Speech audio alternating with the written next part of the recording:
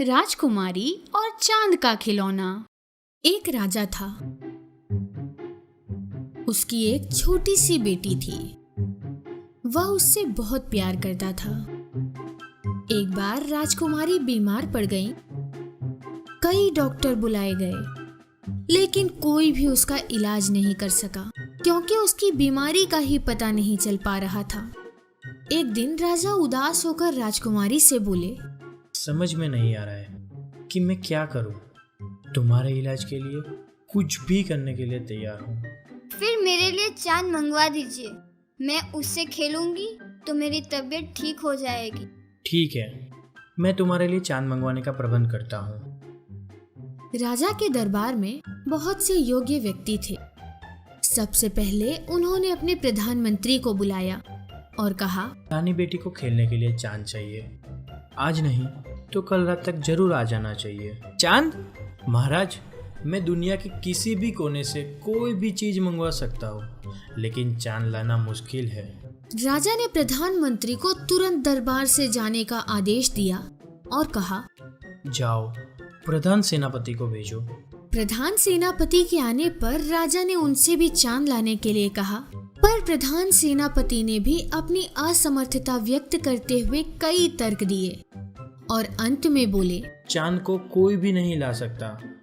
वो यहाँ से 1.5 लाख मील दूर है। जाओ यहाँ से जाओ और जोकर को भेजो।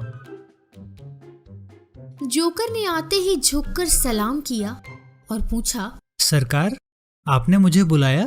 हाँ, जब तक रानी बेटी को चांद नहीं मिलेगा तब तक उसकी तबीयत ठीक नहीं होगी। क्या तुम चांद ला सकते हो? हाँ, क्यों नहीं, लेकिन ये पता लगाना होगा कि राजकुमारी कितना बड़ा चांद चाहती हैं। कोई बात नहीं, मैं खुद जाकर उनसे पूछ लेता हूँ। और सीधे राजकुमारी के कमरे में जा पहुंचा। राजकुमारी ने जोकर को देखकर पूछा, क्या तुम चांद ले आए? अभी नहीं, लेकिन जल्द ही ला दूंगा। पर ये तो बताओ कि चांद कितना बड़ा है? राजकुमारी ने कहा, मेरे अंगूठे के नाखून के बराबर, क्योंकि जब मैं आँख के सामने अंगूठे का नाखून कर देती हूँ तो वो दिखाई नहीं देता। अच्छा, यह भी बता दो कि चांद किस चीज का बना है और कितनी ऊंचाई पर है? चांद सोने का बना है और पेड़ के बराबर ऊंचाई पर है। ठीक है, आज रात को मैं पेड़ पर चढ़कर चांद उतार लूंगा। और खुश होकर राजा के पास लौट आया और राजा से कहा, मैं कल तक राजकुमारी के लिए चांद खिलौना ले आऊंगा। और उसने अपनी योजना राजा को बता दी।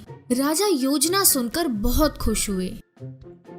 अगले दिन जोकर सुनार से एक सोने का चांद बनवा कर ले आया। उसने यह चांद राजकुमारी को दे दिया। राजकुमारी बहुत खुश हुई। उन्होंने चांद को जंजीर में डालकर गले में लटका दिया। उनकी तबीयत ठीक हो गई। लेकिन राजा को यह चिंता खाए जा रही थी कि जब राजकुमारी खिड़की से आसमान में देखेगी तो क्या कहेगी? वो सोचेगी उसके पिता ने उससे झूठा वादा किया था।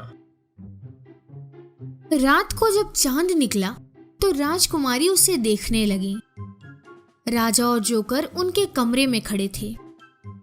जोकर ने राजकुमारी से पूछा, अच्छा राजकुमारी, जरा ये तो बताओ कि जब चांद तुम्हारे गले में लटका है तो फिर आसमान में कैसे निकल आया? राजकुमारी हंसकर बोली, तुम मूर्ख हो।